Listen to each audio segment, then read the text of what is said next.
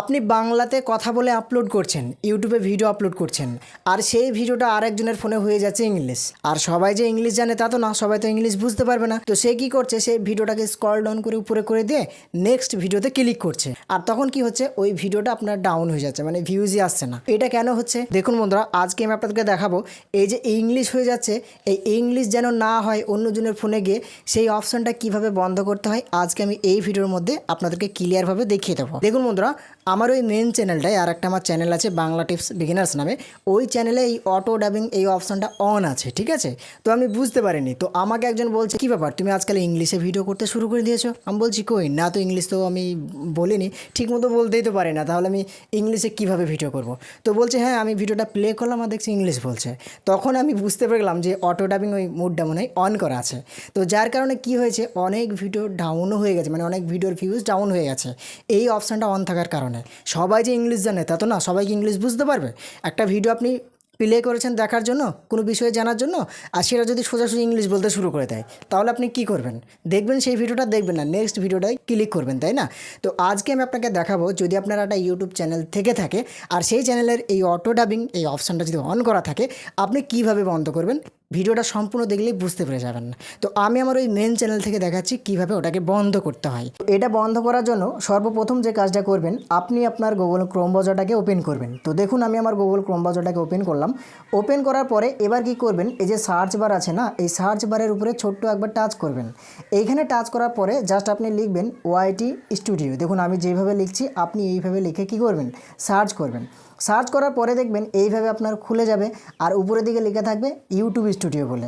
এবার আপনি কি করবেন, এই ফোনটাকে ডেস্কটপ সাইড করে নেবেন।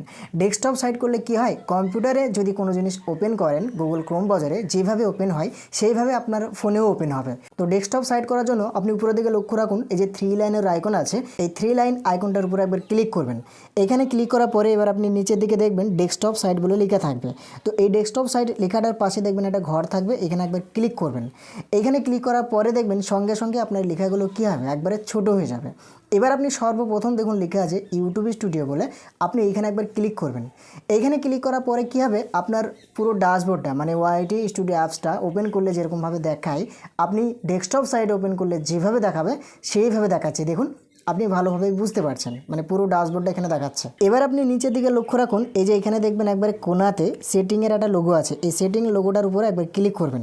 এইখানে ক্লিক করার পরে দেখবেন এইভাবে আপনার কিছু বাঁদিকে অপশান চলে আসবে, আর ডান দিকে কিছু ফিউচার দেখাবে, ঠিক আছে। তো আপনি এখানে 3 নম্বর অপশানটার উপরে ক্লিক করবেন, দেখুন লিখে আছে আপলোড ডিফল্ট। তো এই জায়গাটার উপরে আমি একবার ক্লিক করলাম। এবার আপনি কি করবেন, দেখুন এখানে 3টা অপশান চলে এসেছে, আপনি মিডিলকার এই অপশানটার উপরে একবার ক্লিক করবেন। এই যে অ্যাডভান্স সেটিংস বলে লিখে এখানে একবার ক্লিক করবেন। এখানে ক্লিক করার পরে এবার আপনি স্ক্রল ডাউন করে নিচের দিকে আসবেন। নিচের দিকে আসলেই দেখতে পাবেন এই যে অটোমেটিক ডাবিং বলে এই অপশানটা কি আছে, অন আছে। তাহলে এটাকে আপনাকে বন্ধ করতে হবে, তবেই কিন্তু ওই ইংলিশ বলাও বন্ধ হবে। তো আপনি কি করবেন, এই যে প্রথমেই লেখা আছে দেখুন অ্যালাউ অটোমেটিক ডাবিং, তো এই ঘরটার উপরে বা যে টিক চিহ্নটা আছে টিক চিহ্নটার উপরে একবার ক্লিক করবেন। এবার দেখবেন এই যে ডান দিকে সেভ বলে লেখা আছে, সেভ লেখাটায় ক্লিক করে দিলে ওটা অটোমেটিকভাবে বন্ধ হয়ে যাবে। এবার আপনি যে ভাষাতেই কথা বলছেন সেই ভাষাটা সব জায়গাতেই চলবে, চাইলে কেরালা হোক, উড়িষ্যা হোক, তামিলনাড়ু হোক, আপনি বাংলা ভাষাতে কথা বলছেন বাংলা ভাষাতেই সব জায়গাতেই হবে। আশা করি অনেক ক্লিয়ারভাবে অনেক সুন্দরভাবে বুঝতে পেরে গেছেন।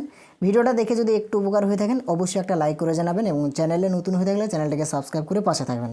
আজকের মতন এখান থেকেই দেখা হবে আবারও নতুন ভিডিওতে, নেক্সট ভিডিওতে।